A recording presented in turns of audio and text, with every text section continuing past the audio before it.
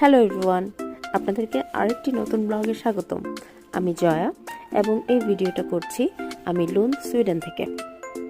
এই যে এটা আমার বাসা। অনেকে আমাকে জিজ্ঞাসা করেন, ঘুরতে বের হয়েছি, দেখা যাক আজকে কোথায় কোথায় যাওয়া যায়।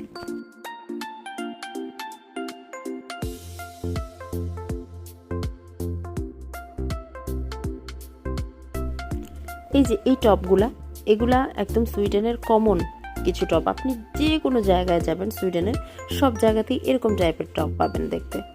আমরা চলে এসেছি এখন লুন্ডের একদম সেন্টার পয়েন্টে।